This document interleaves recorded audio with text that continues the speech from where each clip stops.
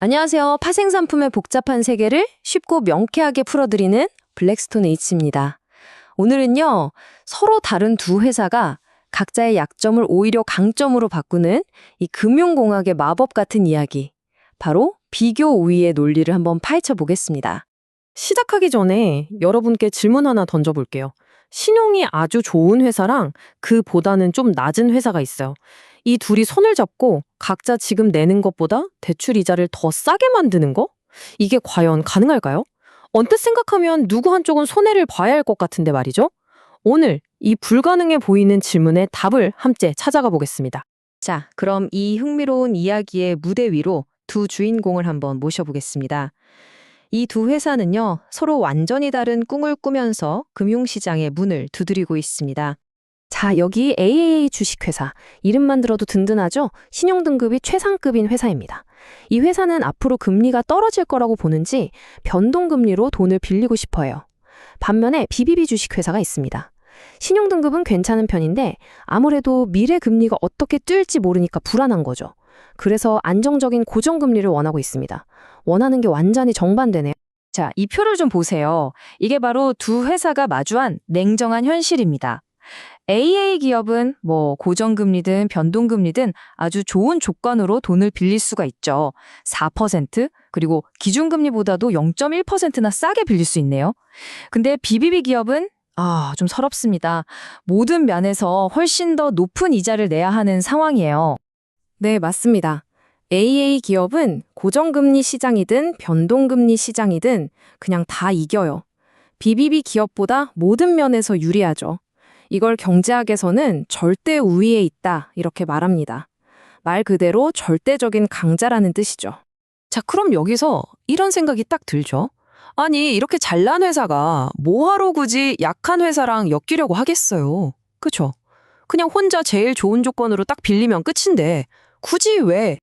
그런데 말입니다. 바로 이 당연해 보이는 질문 속에 이 모든 판을 뒤집어 버릴 엄청난 반전이 숨어 있습니다. 그게 바로 오늘의 핵심 키워드 비교 우위입니다.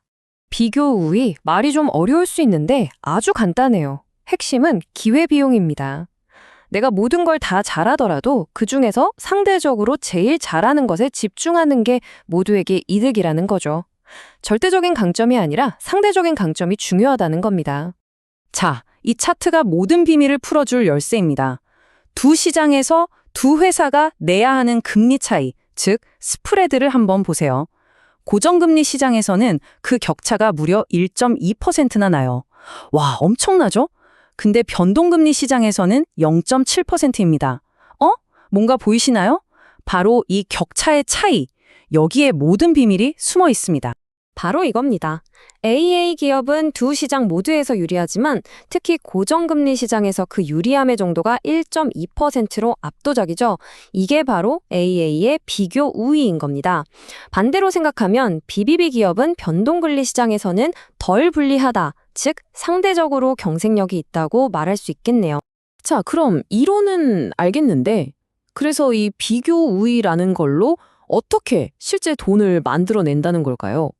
여기서 마법 같은 금융 기법이 등장합니다. 바로 금리 수합, interest rate swap이죠. 이게 어떻게 작동하는지 한번 뜯어보겠습니다. 전략은 진짜 놀라울 정도로 간단해요. 딱 두 단계입니다. 첫째, 각자 자기가 상대적으로 더 유리한 시장, 즉 비교 우위가 있는 곳에서 돈을 빌려요. AA는 고정금리로, BBB는 변동금리로요. 쉽죠? 그리고 둘째, 그 다음에 서로의 이자 지급 의무만 바꾸자 하고 계약하는 겁니다.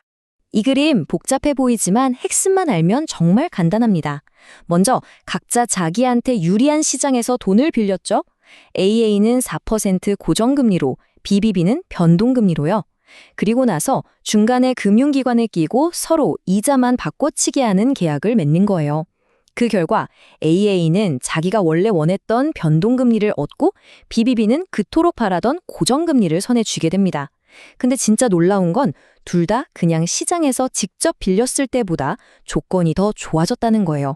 그럼 이 거래를 통해서 도대체 얼마의 이익이 생긴 걸까요? 이건 간단한 산수입니다. 고정금리 시장의 격차 1.2%에서 변동금리 시장의 격차 0.7%를 그냥 빼주면 돼요. 얼마죠? 네, 바로 0.5%. 말 그대로 아무것도 없던 호공에서 0.5%라는 가치가 뿅 하고 만들어진 겁니다.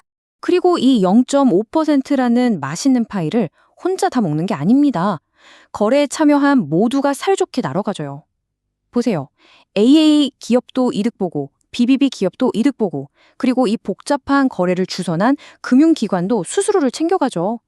누구 하나 손해보는 사람 없이 모두가 이기는 게임. 완벽한 윈윈윈입니다. 하지만 잠깐만요. 이게 정말 마법일까요? 우리가 아는 금융시장은 그렇게 호락호락하지 않은데 공짜 점심은 없다는 말도 있잖아요. 네, 바로 그 유명한 말이죠. 경제학자 밀턴 프리드먼이 말했습니다. 세상에 공짜 점심은 없다. 그렇다면 이 0.5%라는 이익의 진짜 출처는 대체 어디일까요? 우리가 놓치고 있는 어떤 위험이 있는 건 아닐까요?